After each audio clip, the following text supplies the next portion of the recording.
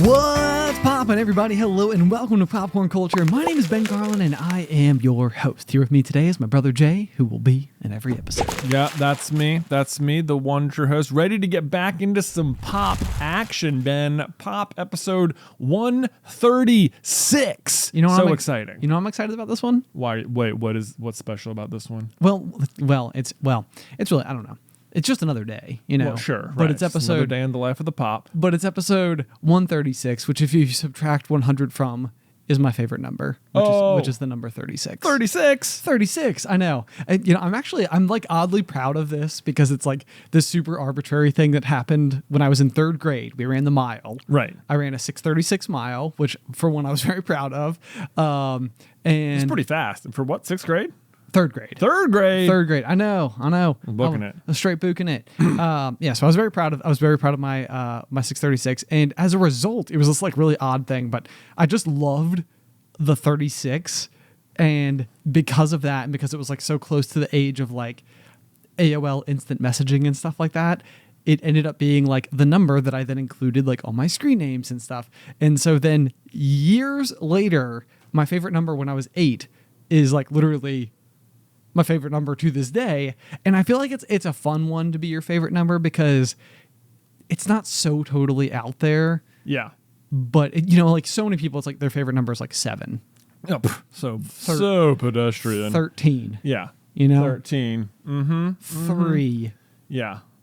What's so great about those? Nothing. I mean, 3 is in 36. So there's that. That's true. So it's half cool. Do you want to know something totally random about your favorite number being 36? Is that, like, I think once upon a time I even made a video about this on Super Carlin Brothers in year 1 about like what is the most random number between 1 and 100.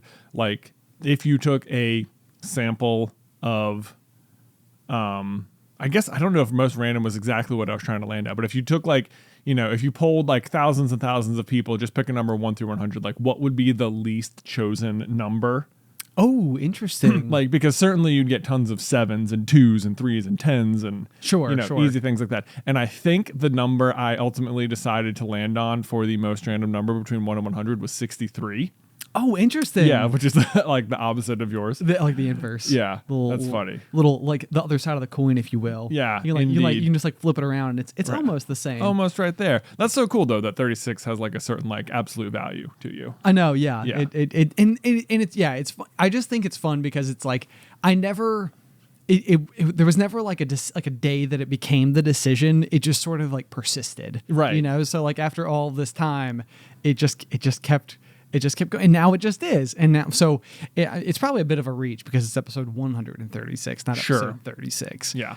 Where I would be willing to bet that if you went back to episode 36, I feel like I probably you brought it up. I also brought it up then. Yeah. Do you want to bet that I brought up the 63 thing then as well? Holy cow. Can you imagine?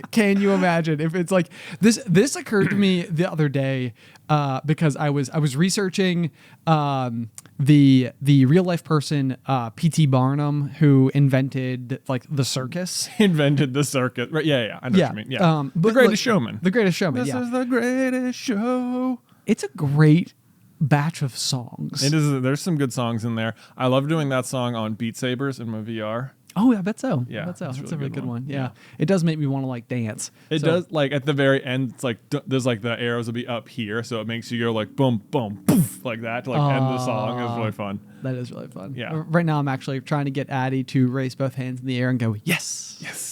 So anyway, that's a project that I'm working on. What was I saying though? Something. Oh, so yeah. You were reading about P.T. Barnum or something. I was reading about P.T. Barnum because a couple of things. One is that I actually really do. Alice and I very much enjoy the movie, The Greatest Showman. It's like one of like our go-to, just sort of like feel good here and there type movies and stuff. And Alice like walked in to Pink's version of A Million Dreams at our wedding. Aww. You know, so it's like it's funny, but again, it's almost like the 36 thing. It's like that just like imbued this thing for us. So it's like now it has forever been a huge part of like one of the most important days of our life or whatever. Yeah. So it's like I can't really like get away from it. But the other thing I'm always aware of whenever I watch it, and it was actually the thought that I had the very first time I ever watched The Greatest Showman, is I think that the real world P.T. Barnum is not regarded as the greatest Human? maybe the greatest showman still, but maybe not the greatest human. Sure.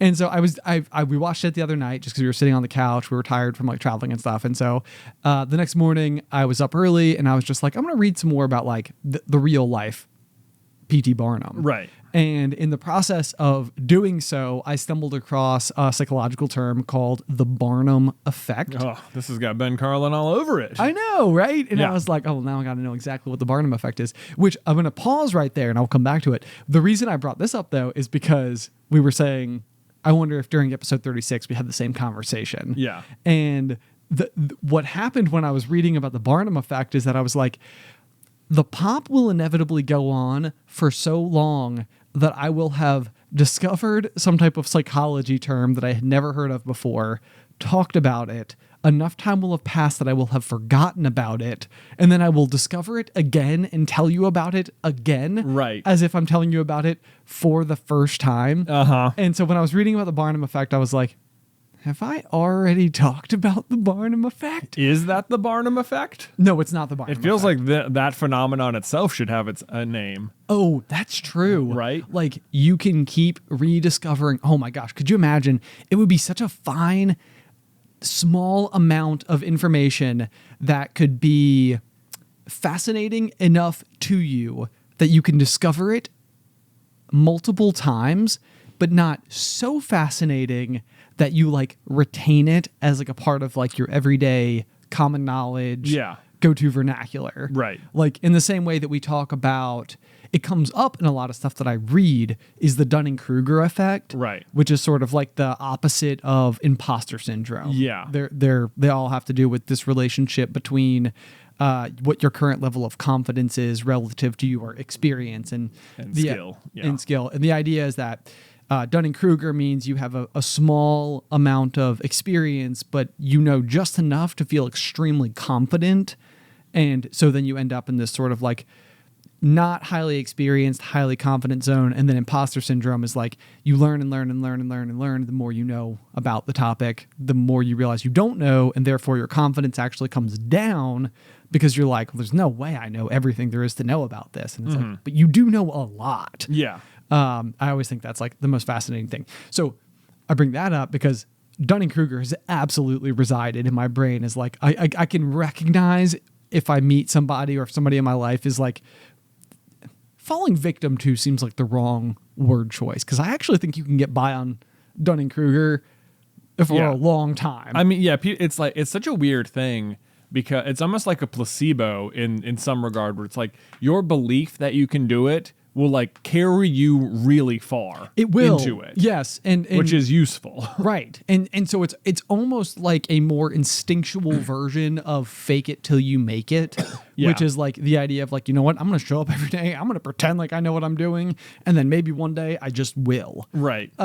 This is much more like, I know exactly what I'm doing. And then if it is an arena that you are operating within where the confidence can get you by and you don't need that much actual expertise to just keep pushing forward. Yeah. Or you can just keep convincing people that you know what you're talking about and they'll just keep believing you.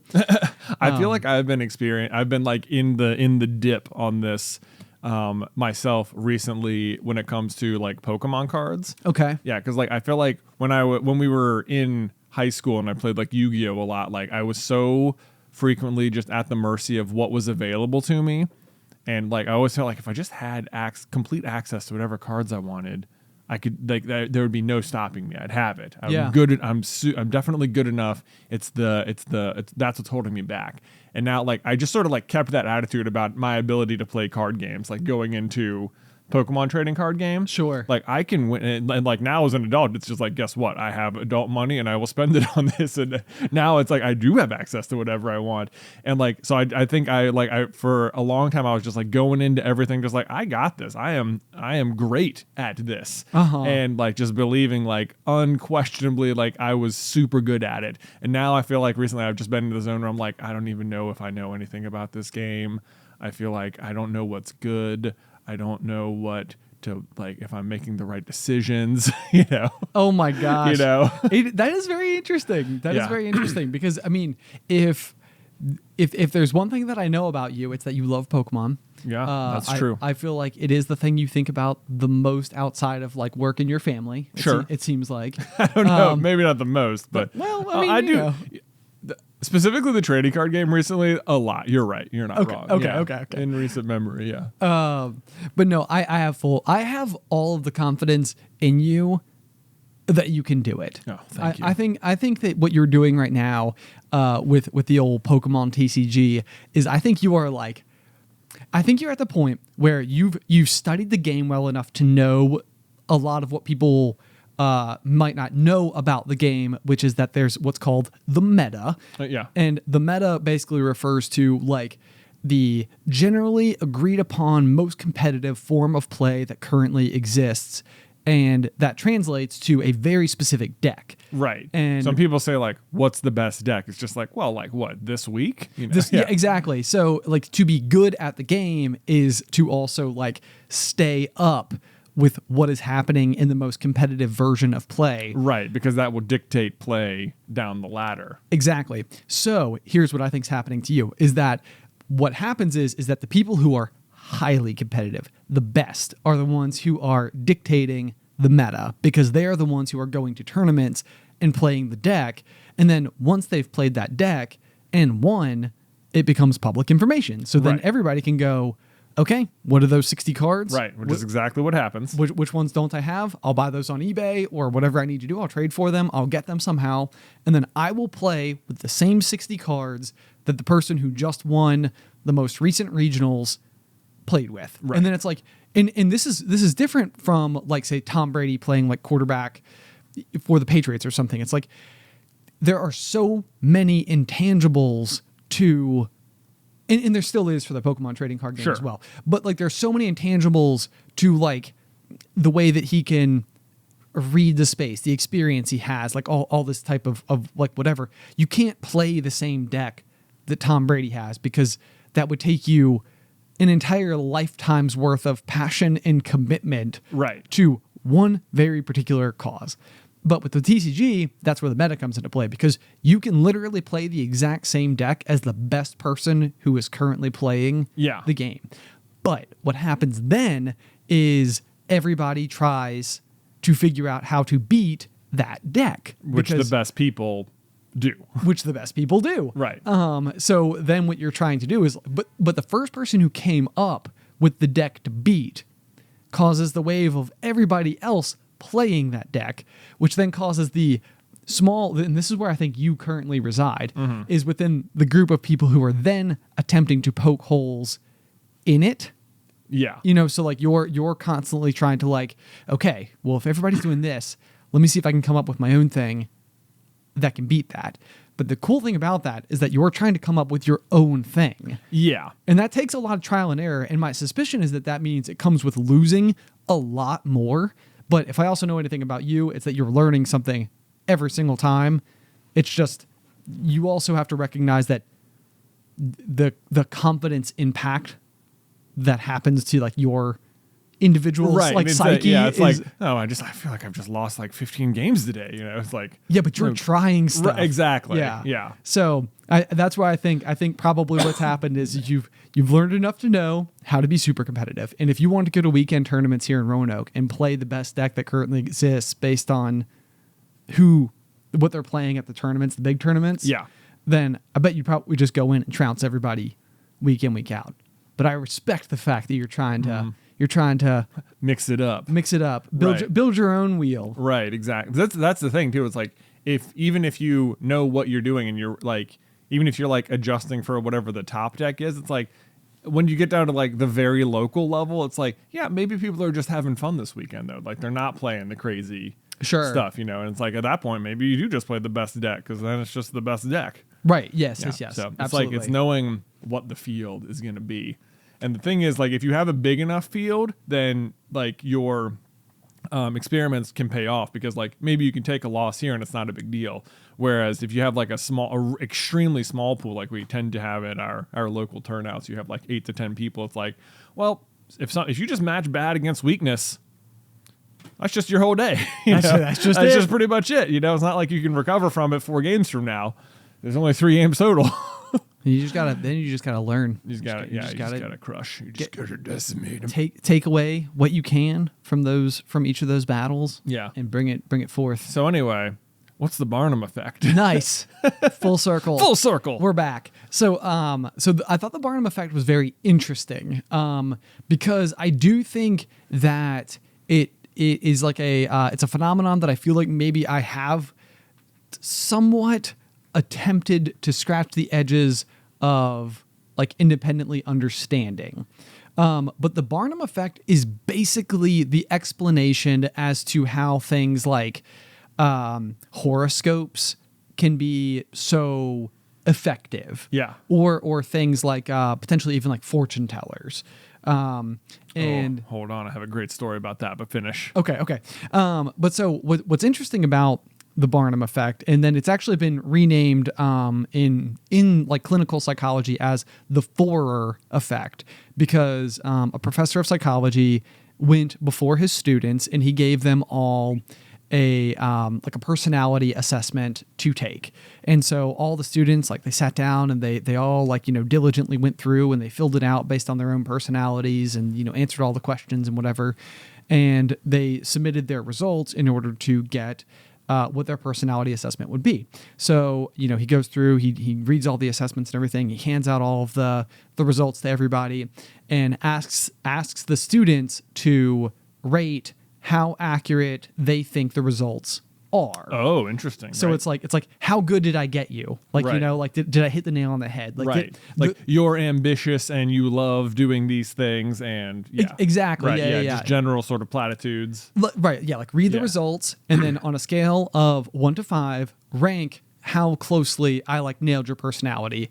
And sure enough, the students were all having these moments of like, oh my gosh, like, this is so true. And like, I can never articulate it, but like, this is what I'm feeling. And like, it's almost like when you discover your Enneagram, which is obviously very similar personality test. It's gonna deliver you like little things about yourself. I think I see the upcoming twist here. The upcoming twist is that every single student was given the exact same results. Every single student believed, based on their answers, they were being given this score, this result. Yeah. And it's like, in reality, they are things that sound specific, however, are highly relatable to so many different types of people. Mm-hmm. And I think that, and that's part of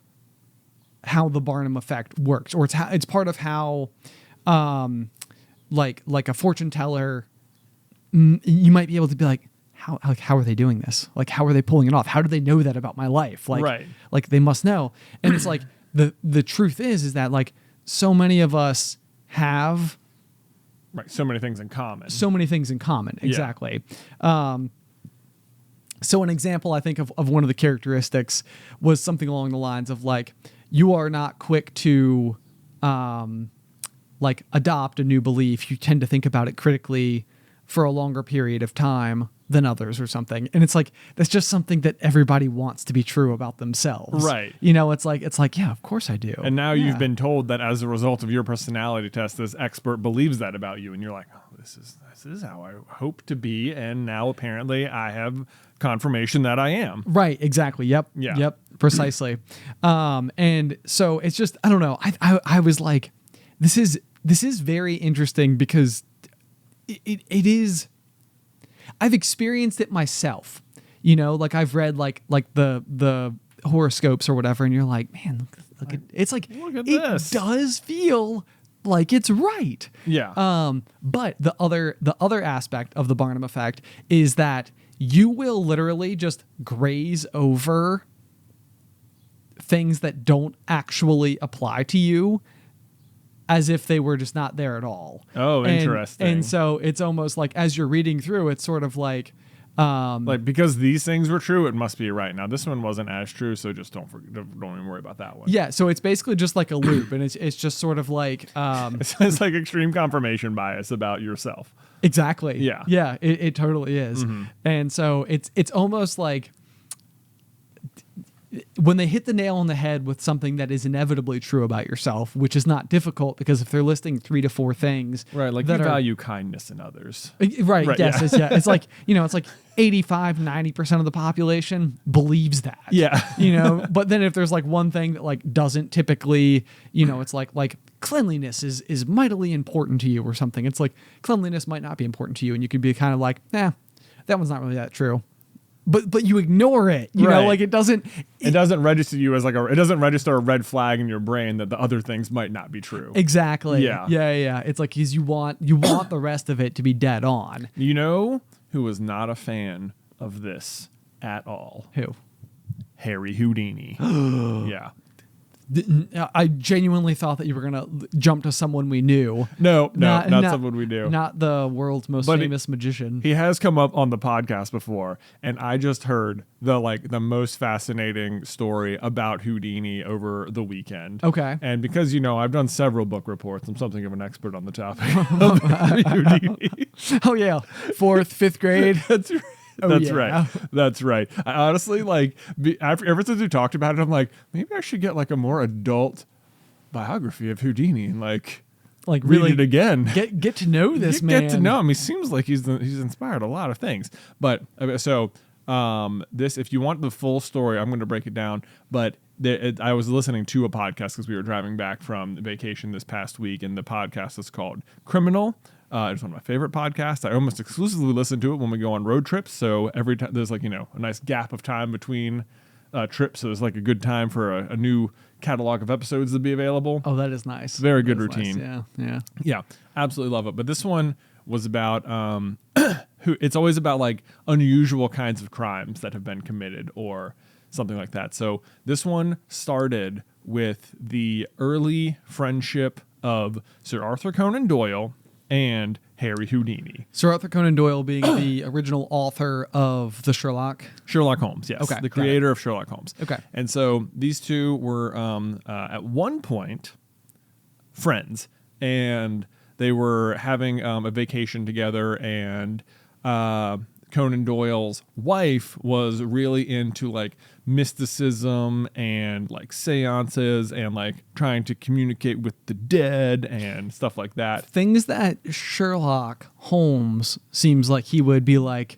scoffing at. This is the absolute irony of it all, right? Is that Sir Arthur Conan Doyle is like fully supportive of his wife. He believes she is totally like, he has drunk the Kool-Aid and is completely in on it. Like this is real. This is for sure. Like it totally works. She can talk to the dead. Like he's in on it completely. Okay. And they go on and talk about how like when it comes to like fortune tellers and stuff like this, there's typically like 3 kinds or so of them. Like some people who are like knowingly tricking people. So, and then there's people who they've like tricked themselves into believing that it's true. Okay. Kind of thing. But so anyway, she invites Houdini to come have a reading, and she's going to try and communicate with his dead mother, who he was very close with or whatever. Okay. And he goes on, and they're like friends. So he, politely says like, thank you so much for that. That was, it meant so much to me or whatever. And she's like, apparently the way it went down was that she was like listening to her, and she was like writing down the message as it was coming through. And then she hands it to him, and like there's all these like mistakes. Like in the letter, she's calling him Harry, and she's like she never called me Harry and stuff like that. Okay, it wasn't in her hand. It used like different languages, and it was like there's all these like giant red flags, which apparently Houdini does not suffer the Barnum effect at all. He is, which, well, I mean, yeah, if you're a master showman, yeah, in the way that Houdini was, because I mean he's like an illusionist. He is someone who is very intentionally taking something that the person will not look carefully enough at, right, and exploiting that fact for the purposes of show. Right. So that's his whole thing, is that like he takes it and he's just very polite about it, like whatever, great trip, see you guys later. But then later on, something comes out, and he has to or someone attacks Conan Doyle's wife for like being a fraud or whatever, and they're like, no, Houdini, who everyone knows is like the greatest performer on earth at the time, Sure, they're like, he loved it. We did it for him. He'll tell you. And he was like, well, actually. Oh, right. And now he's like, well, friend, I was being polite before, but actually, no. This is like, you know, if you go over to, this has actually never happened to me before, but it's just like a general fear of mine, which would be like going over to a friend's house and they like cook you a meal or something. And you're like, oh, this was so good. My favorite of all time. Right. And then like, you know, every time something happens, they're like, oh, I will bring you that dish that you love. Yeah, they're like, I'll bring you more vegetable lasagna. And you're like, oh, God, not more. No. Not the vegetable lasagna. I still haven't digested the last batch. Yeah, right. It's exactly like that. So anyway, Houdini has to like come clean that he doesn't believe in mysticism and that he saw through every single trick she was doing. Okay. And that then, you know, apparently this starts basically like a civil war between them or whatever. And it's so funny because Sir Arthur Conan Doyle like writes Sherlock, and Sherlock would never fall for this sort of thing, right? Right. And it's just like, how can you, the creator of like the world's greatest detective ever, be like so fooled by this? So anyway, Houdini like takes it super personally, like, because his whole thing is that he's a magician. You're right, and he's doing it for show. Like, he's doing sleight of hand and doing these amazing things on stage every night. But the difference is, like, everyone knows that they are buying a ticket to come in and to be tricked by him. Like, there's like a non-spoken contract, like, that's what you're coming to do. This is for entertainment.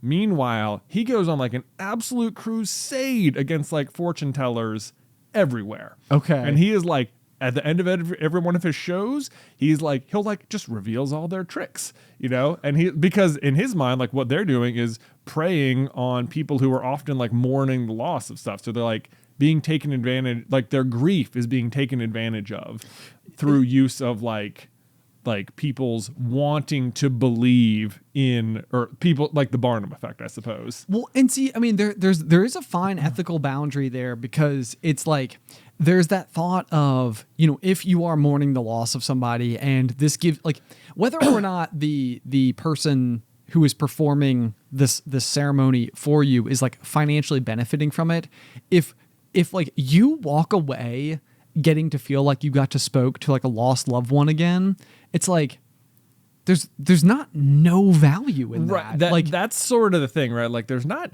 no value in it, but the fact is you absolutely did not talk to them. No, yes, you know? Right. No, I know. I'm trying to decide whether or not I agree. I understand the frustration, and it does feel like taking advantage. It absolutely does. Right. But there's a part of me that's like, I feel like I can still see the benefit. Mm-hmm. Like I can see how somebody could walk away from this, and it's like they of course did not actually speak to someone from the great beyond. However, it gave them a sense of closure or something. Exactly. Right. Yeah.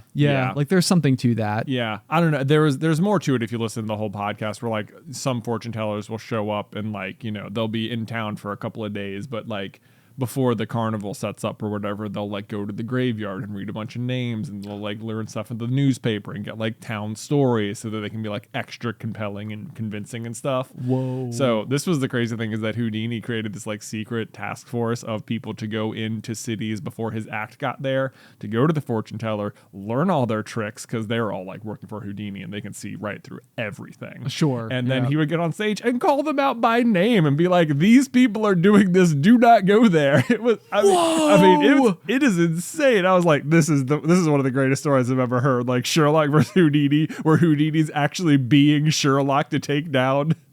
Whoa. Like, I know it was so. I definitely go listen to the episode. It's so compelling. This is going to be a movie. There's got to be a Houdini movie. If there's not, there should be. There should be. Yeah, there's got to be. Although, Ben, you know what? Speaking of magicians and fun facts about people, you know who we should give a fun fact about? Who you got? Abe Lincoln. Was he a magician? Well, in the last episode, or last two episodes, we recorded a couple last week, I believe we talked about, wouldn't it be funny if Abe Lincoln invented the pulling a rabbit out of your top hat? Yes. Did he? Well, as ever with Lincoln, the more we try to make up the ridiculous, it's always with a kernel of truth, because the man was just such an enigma. He did so many things. He did so many things. He oozed talent. He oozed talent in a way that most of us can only dream of. I mean, he was 6'4" and a world champion wrestler, apparently. Quite the grappler. Anyway, what's crazy, he didn't invent pulling a rabbit out of your hat. Okay. However, after the death of one of his sons, which was like really public and super tragic, he died of typhoid, people from around the country were mourning the loss of one of the members of the first family, and they sent him all sorts of stuff and get well cards and things, and amongst the items were a pair of white rabbits, which he personally wrote a thank you card for and sent back to the person. And then at one point, there was a fire, I think, happening. I don't know if it was in the White House or wherever, but at his home. And he rushes in to save the rabbits. No way. Lincoln goes in, saves the rabbits. Rabbit saver. Rabbit saver. He also tried to save the horses in the stables, but apparently couldn't get through. So that didn't work out as well. But nonetheless, I mean, Lincoln owned white rabbits. Wow. And a top hat. Like so. somewhat famously. Somewhat famously. Yes. So okay. I mean, we're at it again. This is like one of those things where it's like the pieces of the puzzle are laying on the table and it's like, do they fit together?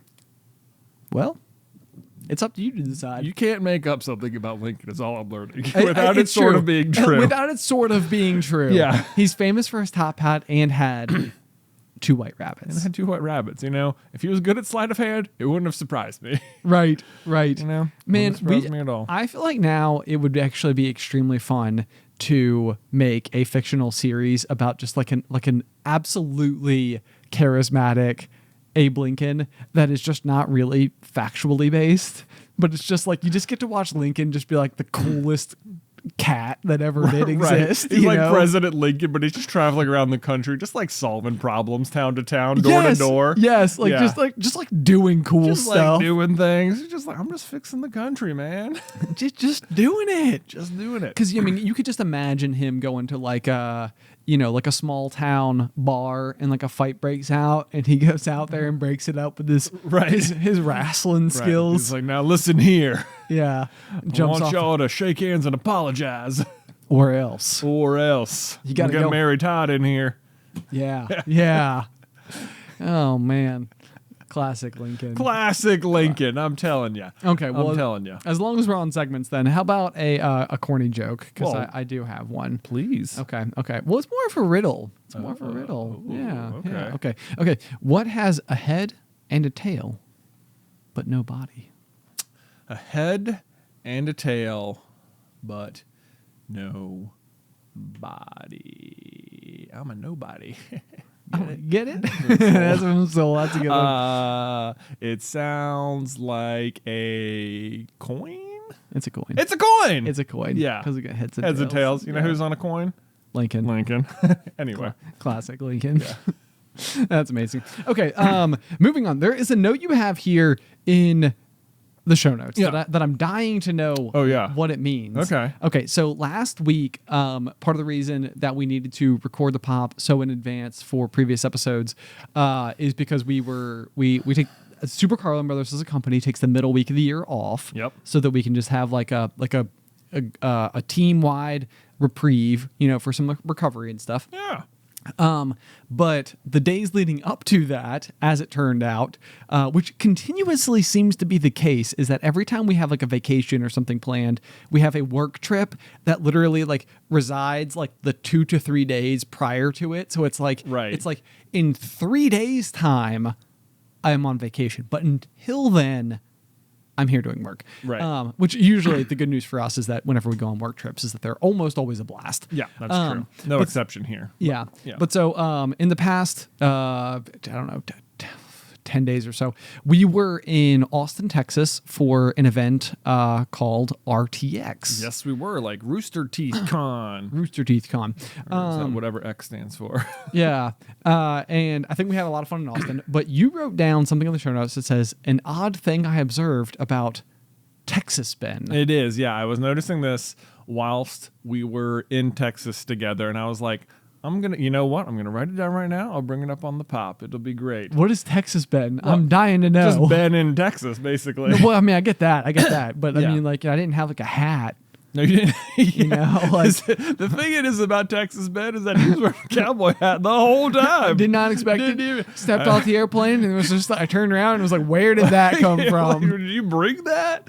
No. Howdy, partner. This was something I observed it like once, and I was like, well, okay, that could be explainable. But then it happened like 2 or 3 more times, and I was like, this is like I've never seen this before. So it was like an actual pattern of behavior that seemed like unique to this trip. Interesting. Yes. Do you have any idea? Was it my willingness to participate in things? No. Okay. Because I know that I did try to pick a lock while I was there. You did do that successfully. At a booth, not like, you know.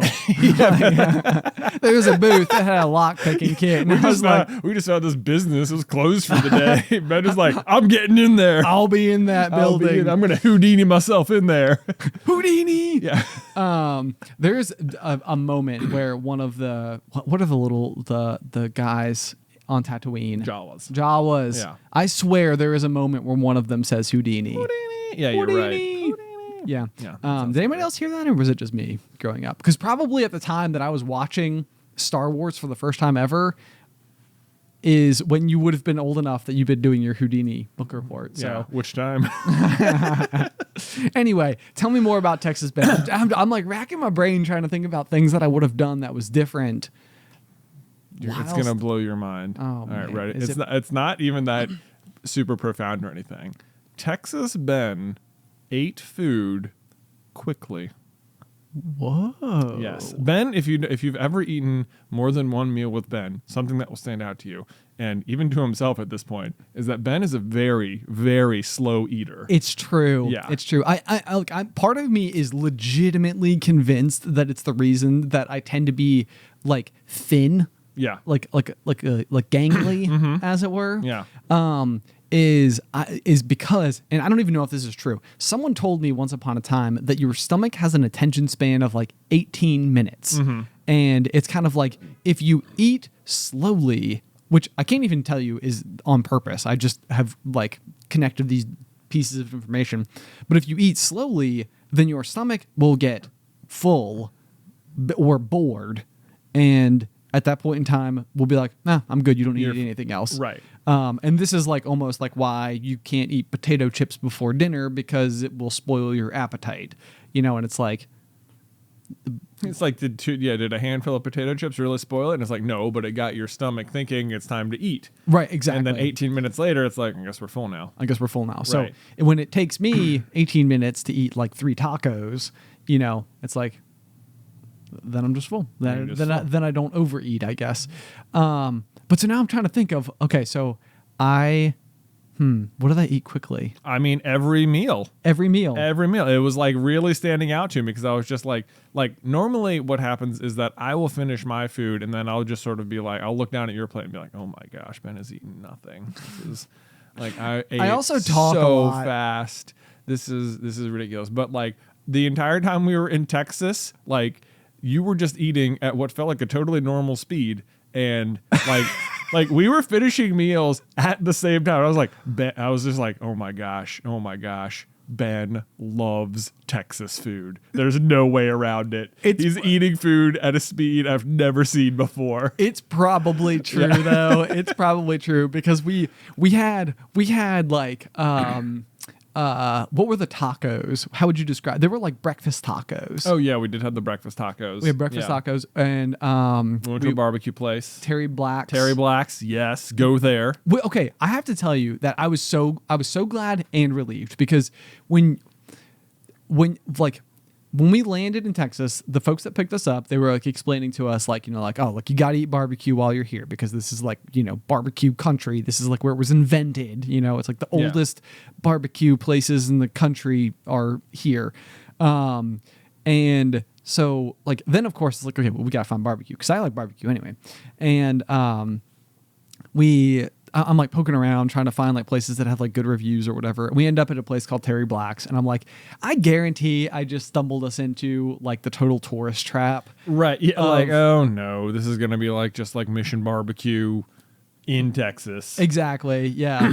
But then I was so glad because like everybody we told, they were like, I was like, yeah, we got barbecue. I'm like, where'd you go? And I was like, Terry Black's. They're like, whoa, you got in? And I was like, yes. Yes, we got in. All right. We did it. And it was delicious. We got the brisket. Yeah, I got the brisket. I would get the brisket. I got the sausage as well, but I'd get the brisket. That was better. Yeah, it was super good. This is interesting. I'm trying to think of what else we ate while we were there, though. But Let's see, we went to lunch that first day at Caroline's, something like that. Yeah. I forget what you got there. Regular burger. Regular burger. Yeah. Yeah, just regular burger. Too Anyway, exciting. okay. This is fascinating. Maybe I don't know, maybe I just felt it was just my food. Just your food? It was You just think my it was food just scene. really good food? I think it was just my food scene. There are certain things that We had the eat. chicken and waffles the one night. Oh, I feel like I ate chicken and waffles in a way that upset you. Oh, well, I did also put on here the proper way to eat chicken and waffles in the show notes. Was it because I ate it the improper way? I suppose. Well, I figured maybe we could discuss it and have the little kernels, weigh in as well. But I Okay. believe your just wild, off the cuff way of eating chicken and waffles was to eat the two entities as if they existed on separate plates or something. So I ate all the chicken and then I ate all the waffles. Yes. Instead of Yeah. eating chicken and waffles. Yeah. Okay. So to me, the way to eat chicken and waffles is they're on the same plate, and that's the name of the dish. And typically, I like to put some syrup on the waffles, and then I like to get a bite of waffle and a bite of chicken on my fork for every bite. I don't disagree that this is the way to eat chicken and waffles. Okay. I feel like there is like an art form to delivering the perfect chicken and waffle, which is to have I felt like the chicken that we had was like large pieces, and then like the waffles were almost like lined up or something. But like you need to have it so that it's easy to get everything in like one scoop of the old fork ski. Well, it didn't stop me. Well, you're committed. I mean, yeah, it was like, there was a barrier there you had to overcome, which was like some assembly required. And I feel like a good chicken and waffle, let me rephrase. It was delicious. Yeah, it was good. However, I just feel like the execution of the chicken and waffle, it's like a subtle art form of proportions and sizing. It's like it needs to be such that it is not a challenge to get all of that in one go. And if anything, one of my favorite places at Disney World to eat is Sleepy Hollow Oh yeah, in Magic Kingdom. in Magic Kingdom. It's like if you're looking at the castle, I think it's like just to the left side of the castle. Yes, right? it is. Right. Yep. Yeah. And On your way to like the Hall of Presidents. yeah. And so, but when they serve chicken and waffles, they almost give you the waffle as like a Like a taco shell. yeah, Yeah. precisely. And then the chicken's on it. And then you Chicken's have on no it. choice. And it's like, it's like, this is how you would eat it. You wouldn't separate them then. I mean, you'd be like going through like massive effort. Yeah. You have to like physically like take them apart. This I would have had to physically put them together. Yeah. Goodness I mean, me. I don't know. They're on the same plate. Listen, Jay. Yeah. Not everything is going to be easily executed. Yeah. Okay. The other place we ate that I felt like was really good was that like Mexican tapas place the last night. Yes, suerte. Suerte. Yes, I was never gonna remember that ever. It was so good. It was If you're extremely good. if you're in Austin, Texas, Suerte, crushing it, really good. Oh, you know what Suerte proved to me though, as did my lunch today. What's that? The popular Ben, if I could buy stock in this, then I would. Maybe you can, and I just don't know how. I'd like to say if someone was like, "Can you go buy some stocks for me?" I'd be like, "Yeah, maybe." I mean, people do it every day, but People like, do can it. I do it? Can every I day? do it? Anyway, prediction alert, Ben. Okay, prediction. This food is trending upwards in tremendous popularity right now. Are you ready? Yep. Pistachios. Wow, you went there. Pistachios. I You went did. there. Yeah, Everywhere. I don't think you're wrong. It does feel like pistachios are like showing up. They're like the new like avocado, Yeah. if you will, except they're also green. Also green. They're like crunchy avocados. Yeah, super tasty. I mean, I've had more pistachios served to me in random dishes in the past like 2 weeks than I have in the last like 2 years. Like they are on the scene right now. And as far I looked it up, I was like, are they like just in season right now? It's like, no, not yet. Later in the year they'll be in season. People are just like the pistachio train is moving forward. Big pistachio. Must If you be can like, invest in big pistache, get in there. okay, that must be doable. Like this is like one of those things where like people talk like lately about how like lumber prices are particularly high. Yeah. And lumber is a commodity, which means that for the most part, you tend not to think of it as like buying from a specific vendor as being superior to a different vendor. It's like the vendors who sell lumber are all generally agreed upon to be about the same. This is also true for like gasoline. Like you might have your favorite gas station that you go to, but for the most part, we tend to think of gasoline as like whether or not it comes from this pump or that pump, it's pretty much the same thing. Your car continues to run. Right. You know, like, and I'm sure that there's someone out there right now who's like scoffing and being there's a giant Reddit post I'm about to school you on, friend. to tag you in ethanol free. That's what Grandpa always tells me. Oh, okay. I have to put ethanol free fuel into my boat. Into the boat? Into the boat. Gotcha. Yeah. Makes a big difference, apparently. Less separation and then freezing the water lines, or I don't know, something like that. You got the stable. You know? Yeah. Anyway, but so I think that pistachios might fall into this column where it's almost like they are sold as like, let's say it's by the pound or kilogram or something like that. The thinking would be that if you could buy into pistachios, what do you even have? Do you have like a stock, a share? Like, I don't know. This is what I'm saying. Yeah, I don't know. I don't know how you buy into pistachios, but if someone could direct me on how to do that, I could probably Google it, but I'd rather do it this way. I'll just wait until Friday when the episode drops, and then hopefully someone will be helpful on like Reddit or Twitter or something. Or email us at popcornculturepod@gmail.com. Also, that could be good. Maybe if you want to leave it in a solid 5-star review, that'd be a good spot to tell me too. Yeah, like 5-star review. Love these guys. Also, pistachios. Here's how to invest. Exactly. Let me get in on that. Yeah. Yeah. Who at the root of it are the owners of pistachios? I don't know. Yeah. Certainly the answer exists out there. Okay. So, Jay, another thing that I have for you is that, you know how I like psychological terms, Of course. right? And you know how I like to self-assess myself and look deep inside. I'm familiar with it. Try to fundamentally understand. I mean, I sit in this chair every week. Week in, week out. Here we are. One of these days, Ben will finally figure himself out and just be over. That'll be it. It'll be over for good. No, you think so? Is that like your goal? Like you're gonna figure it out and be like, "That's it, I got it." That the problem is about what I'm about to tell you is that I don't think it exists. I don't think it can be over, because it's like I think that I've had so many like big breakthroughs where like I've realized that like I tend to do a certain behavior or something has like become a problem for me, or I've just found a term that like really well describes like the way that like I exist within the world. Yeah. Like discovering like I was like a people pleaser was like a huge like, whoa, okay. I'm starting to now realize how much this has affected like every aspect of my life. Or are you just a victim of the Barnum Effect and maybe you're not a people pleaser? Whoa. Interesting. Not to shatter your whole self-image or anything. I know. No, I had to start back over at square one again. I know.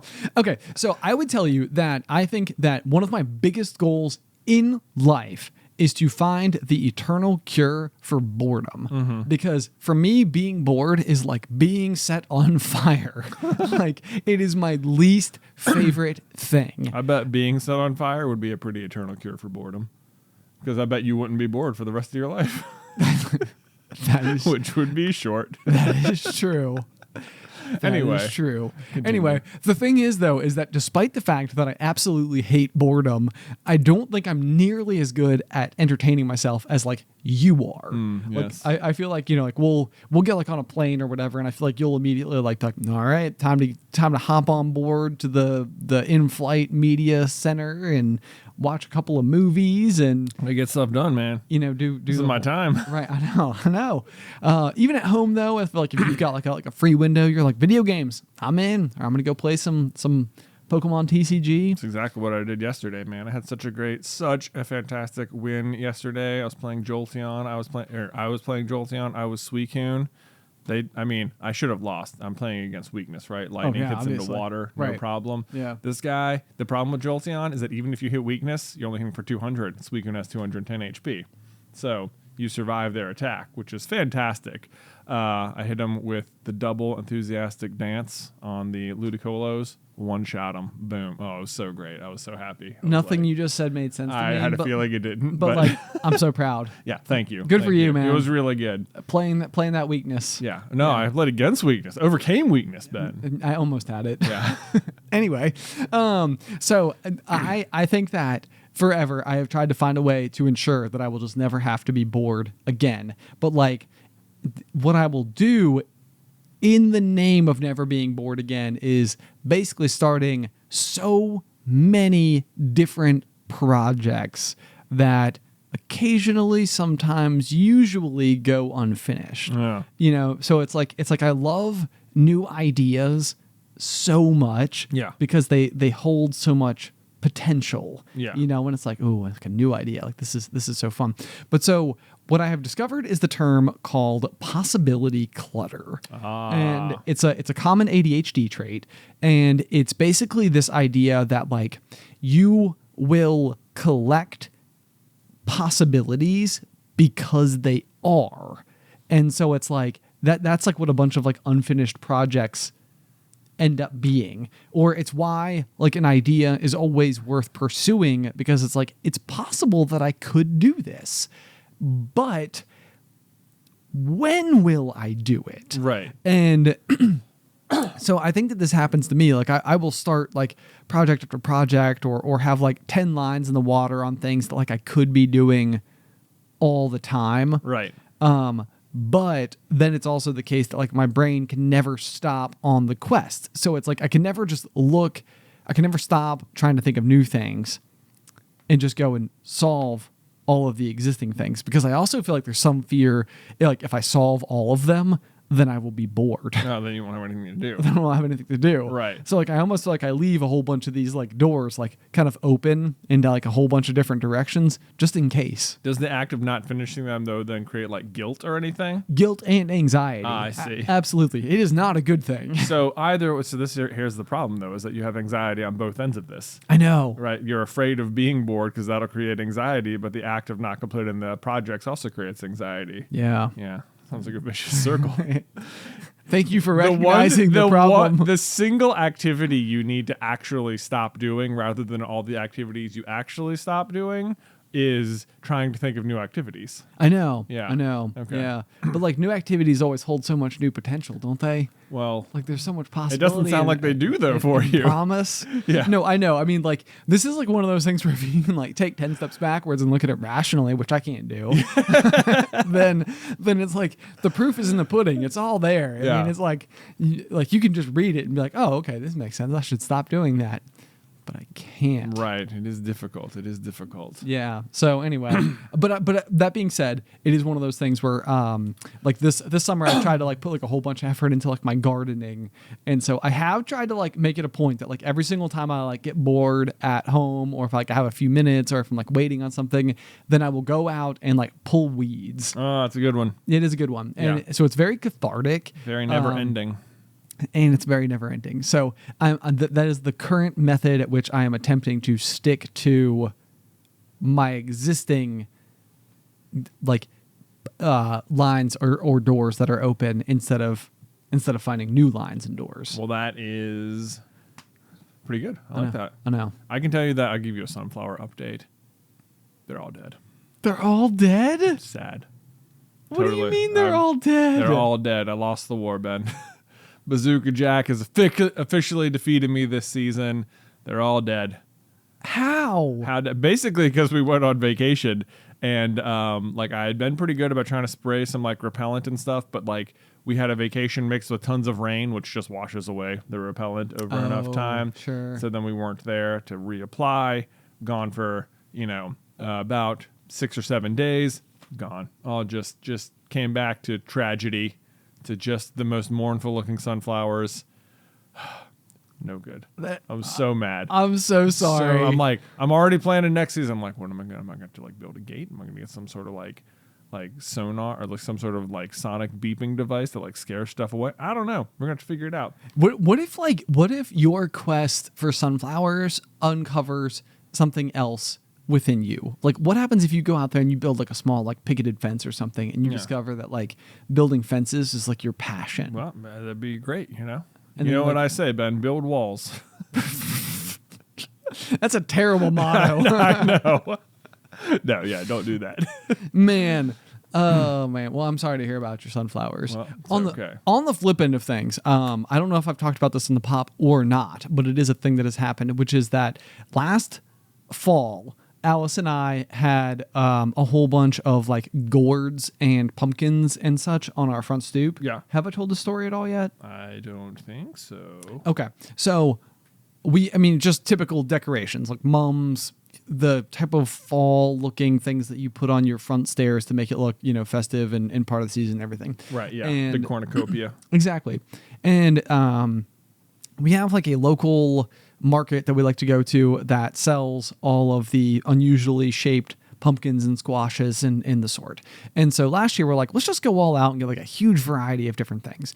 And then Addison was born on October 26th, which was like sort of right at that tail end of when this type of stuff is out there. And so we got home and they just like rotted on the front No, stoop. gross. They just like turned into like No, this is the rotting pumpkin problem is a real problem because like if you just throw it out on time, no problem. Yeah. No big deal. But if you let it go, like no one wants to touch a rotting pumpkin. It's like gross. I know it's not the best. It's like soup. It is. It's like you're like, I'm gonna have to like. Have you ever accidentally left like a bag of celery or something in the vegetable bin for too long, or like a cucumber, and you go to like grab it and it's just like complete.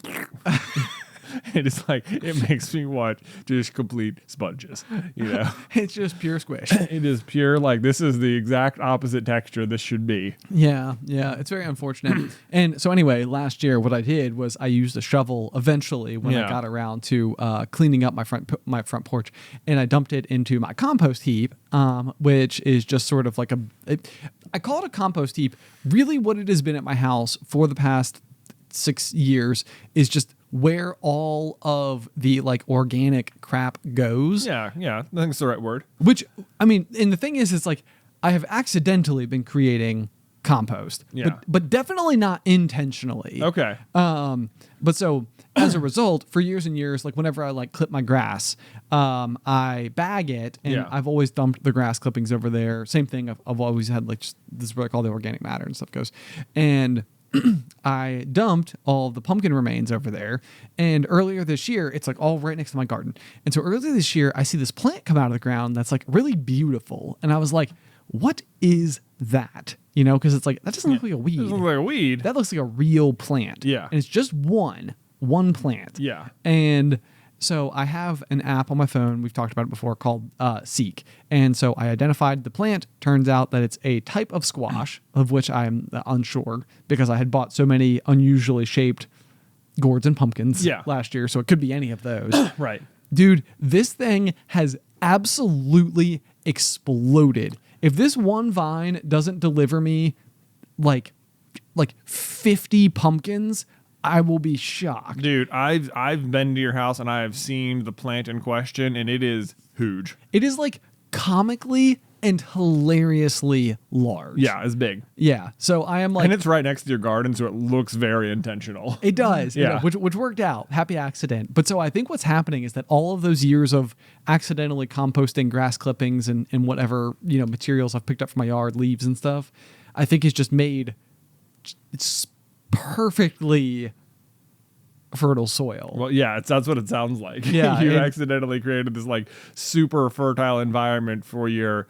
previously rotted pumpkins to erupt into existence. Yes, and I'm just blown away because it is one vine, but it is, literally to say that there are not 200 feet of vines total. It doesn't travel 200 feet, but from one epicenter, if it goes in like 15 different directions, I bet the total distance of vine growth is at 200 feet. That's outrageous. I know it is, Yeah. and now I'm so excited because I have just Like, no right, idea. like, when are they going to start turning into gourds? What are they going to turn into gourds, and what type of gourds will they be? Right.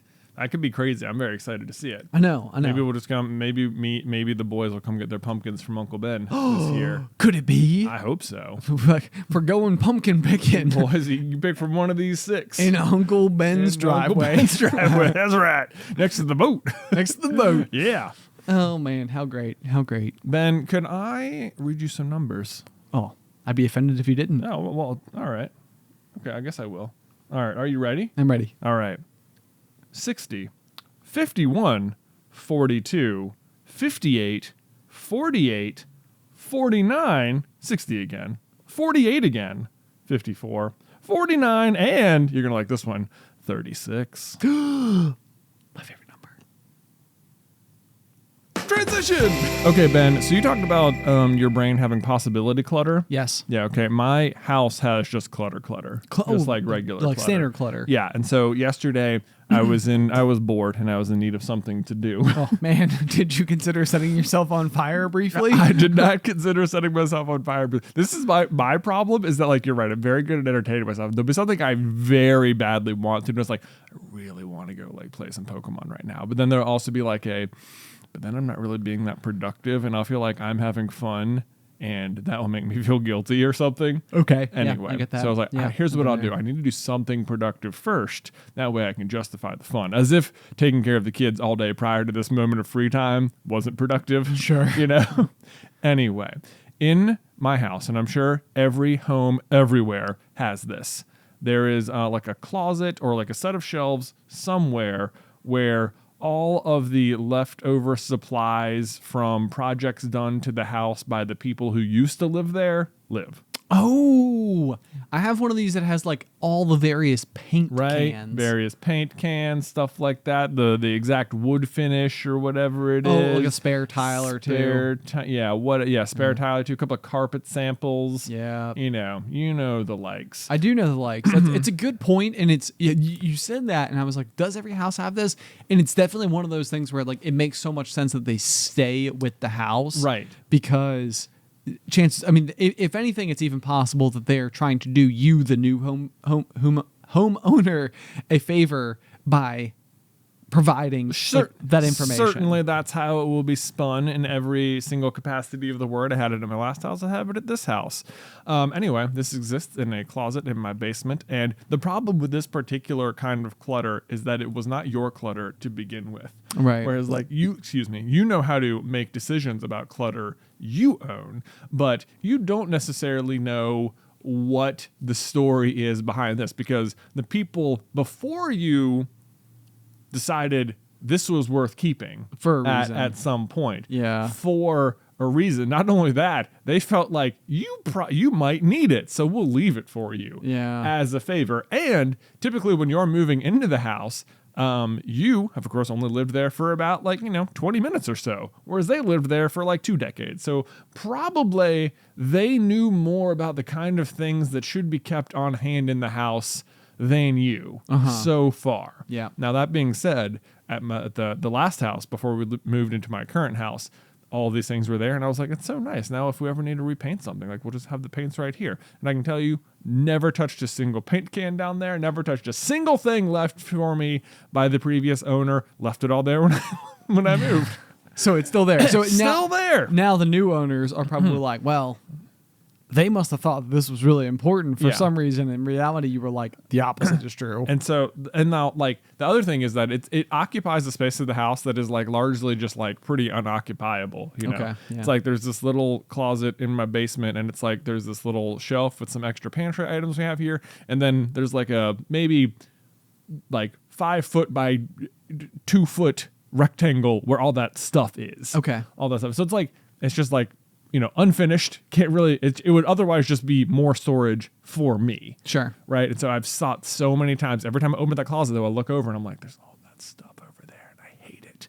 And it's all the stuff you would think. It's like hardware from the blinds, and it's like an old framed picture, a literal, just a piece of a 2x4. Just a piece of wood. Piece of wood. Piece of wood. There's some carpet in there. It's just like all the stuff, and I'm like, I want to get rid of it. But then every time I go to think like I need to clean this space out, I'm like, but what do I even gain by cleaning it out? Like 10 square foot of storage or something? Like nothing, but it bothers me. So then I'm also like, well, if I'm cleaning stuff out, I may as well clean out clutter from a space I could realistically use, like my storage room where I've got a bunch of like old yearbooks and old toys and stuff. Like, get rid of that stuff. You ever leaf through those old yearbooks? Not really. No, not really a thing. It's one of the yearbooks. That could be a whole different discussion. It's Okay. like it sounds fun to me for like my kids to be able to like look through them or something. Yeah, but still, that sounds like 10 minutes one day 6 years from now. Ever. Be like, Ever. Hey, here's Right. a picture of me in 7th grade. Right. That's that. That's that. So like, even that is like, it pains me. But so yesterday I was like, Beth, I'm going to clean out that stuff right now. And even as I was doing it though, it's like, there's part of me that's like, it's because it's not your clutter. It just feels like, what if there's something I don't know about this clutter? Like, like I'm throwing out, there's just these long, what looks like corner segments that must have gone somewhere in the house. And I'm like, I'm just going to put these out for bulk pickup, which comes later this week. But like part of me is like convinced that like a year from now, some terrible accident will befall my home and the contractor will come out and be like, yeah, we may need to call the original builders of the home because sometimes they leave parts behind or something, and they'll call them up and they'll be like, yeah, so we expected something like this might happen 20 to 25 years down the line. So in the basement closet, I don't know if you kept them or not, but there's these pieces. They look like this. We have it right here in our notes. We have it right there's here. 10 square feet is where we 10 left them. square feet. We put them in every house in the neighborhood. Maybe it looks like, and the thing is, you know what? If you have them, it's like, it's not a problem at all. I have the blueprints right here. I have the only copy of the blueprints, by the way, because that's just how it is. This is the made up scenario in my brain. Yep. If you have it, nope, I can send a guy over. I can fix it in 20 minutes from now. Where do you? Yeah, I know exactly where you live. We're talking about your house. Yeah, 20 minutes. I won't even charge you for it. Now, if you don't have it, I'm afraid to inform you that those particular pieces were only manufactured for about 1 hour, 1 day in a factory in China in like 1997, and that factory doesn't exist anymore. So it's a really complicated piece. If you had it, it'd be great. If you don't, I got a buddy, Sloppy Joe. he can make it for you. It's made out of a pretty unique metal though, and it's like probably, I don't know, 1 to 27 weeks on when he can get the metal in, and then it's a custom job. It might take him anywhere from 1 to 7 years to get it done. In the meantime, I can patch it for you, but that's gonna probably take, my boys are pretty tied up right now with some other projects, so maybe they can get there in like 20 weeks. How do you know all of the contractor excuses in the book off the top of your head? Like you just listed all of them. I know. It's like if I just leave this in my closet, that can't happen. But if I throw it out, there might be, like this is what's gonna happen. And they're like, I wish you just kept that one part, because it'd be so easy to fix. In the meantime, this is going to cost you, I don't know, looking like anywhere between $10 million, Yeah. Yeah. You're like, and it's like, yeah, you, I know what you're thinking. Like, is it even worth it? And the problem is, you won't be able to sell the house because this will continue to be a problem. Yeah. But if you don't fix it, your house is literally going to be swallowed by the earth. So like, I'm like, like this is what's going through my brain. I'm like, that's not going to happen. That's not true. This is just flimsy plastic in the closet. Anyway, so hopefully that doesn't happen because it's gone. Yeah, no kidding. Hopefully. Do you ever experience that? Okay. So, I mean, my closest experience with this is that once upon a time, Alice and I bought a camper. Yeah, I remember. This was like one of those things. So you wouldn't be bored. So I wouldn't be bored. Exactly. And that was the thing too. It was like, it's possible that we could go camping every weekend. However, we live very busy lives. Right. And it's like, that's the thing though. It's like, it wasn't impossible for me to think that we could go and actually use this thing. The problem was we didn't actually go and use this thing. And that ended up being the problem. So what ended up being the case is that parked in my driveway was right next to where I store all my organic matter. Yeah. Was this gigantic structure on wheels. Yeah. Of which I used like 4 times ever in the course of like 5 years that I owned it. That's almost once a year. I know. And so, pretty good, right? Pretty good. I slept in it once. We went to Disney World. It worked out for me. I know. That's true. That's true. There were a couple of cool experiences. I learned a lot from owning it too. However, in my mind, I'm like, dude, it's basically new in the box. You know, like it has sat in the same place and hasn't moved for basically the whole time I've got it. So like when the day came where I was like, you know what, I'm just going to look into selling it. Like, I don't owe that much left on it or whatever. Like, this will be fine. And so I go to get it like assessed at like the local dealership. And sure enough, in the 5 years that I've owned it, the roof has leaked and caused the wall to bubble, which is like, like there is one wall. And because that wall bubbled, the only way to repair it is to replace the whole wall, which costs more than what the thing is worth. Yeah. Now you're upside down in the camper. And then you're upside down in the camper. And it was just like one of these things where I was like, what do I do? Because it's so big. It's like the opposite of your problem where it's 10 square feet. It's like I literally have a room on wheels that's like 200 square feet in my driveway that like I can't make go away. Right. Because the wall has a bubble in it. Yeah. And it was like, the wall is still there. It can pour. I've been in it when it was pouring rain. No water is coming in it, but the bubble is there. Okay, go pop that bubble, man. Dude, I considered it. Yeah. I considered a whole bunch of things to get rid of that bubble. And anyway, I finally was able to get it figured out and it was fine. And I eventually sold it and all is well and it's gone. I have my driveway back, which I can now use to grow pumpkins. Yeah, exactly. Common way to use solution found. one's driveway. Yeah. But yeah, so that was my more real world version of it. Yeah. But I do know what you mean. It's like, you got those little like extra bits from your mini blinds in each of your respective rooms. And it's like, oh man, I can't get rid of those 3 screws. Can I tell you that part of what I threw out with this was also just some blinds that had fallen off the window? Nice. Yeah, they had been sitting in my basement. Like Luke has this little like VTech little, interactive alphabet machine thing. Sure, yeah. It looks like a tiny little desk for kids. And it's a cool toy. But anyway, underneath it has been sitting mini blinds that fell off the window and like that I had not put back up yet because I can't put them back up. Because the reason they fell out was because whoever put them in the first place didn't use studs. And now there's just giant holes where you're supposed to put the blinds back up. So it's like they're unreinstallable. But in my mind, I'm like, well, if I throw them out, then I can't reinstall them. But it's like, you already can't reinstall them. I just try to use the philosophy, if I haven't touched this in the past 2 years, then it's done. Oh, yeah. It's like, then it's fine. Exactly. So so I can tell you for sure those mini blinds are now in the trash can. The reason that it took me such a long time though was like, it's not a single set of windows, it's 2 sets of windows next to each other. So now half of the window is covered by blinds and the other half is not. So you need a blinds guy. I need a blinds guy, man, because you know what? This exact problem has happened in 3 separate rooms of the house. They made the same mistake everywhere, and I just have random unblinded windows that I don't even like the blinds that are up. So yeah, I need a blinds guy. If you know a guy, just hit him up. Hit me up with him or something. Beer you that link. Beer me that link, dude. Okay, I'll do it. Anyway, guys, thank you so much for tuning into this week's episode of The Pop. I feel like we've rambled. But hopefully it was a good time for all. Hopefully it was a good time for all. Clear out that clutter from the last owners. You don't need it. I promise. Yeah, there you go. You heard it here first. Yeah. If you guys have any feedback on today's episode, you can send that over to popcornculturepod@gmail.com, or you can message us on Twitter or join the conversation going on over on Reddit. If you would like to support the show, there's a couple of really cool ways to do that. Specifically Patreon. We have at the $5 tier, the show after the show. No, that's the wrong show. After the Final Pop. After the Final Pop. Which is an extra 15 to 20 minutes that we record after each week's episode. And then at the $25 tier, we have our exclusive merch, which we come out with something new each quarter. We are now into a brand new quarter, which means the announcement for the brand new merch is coming very, very soon. Indeed. In fact, you've probably even been given some hints. You just don't know it yet.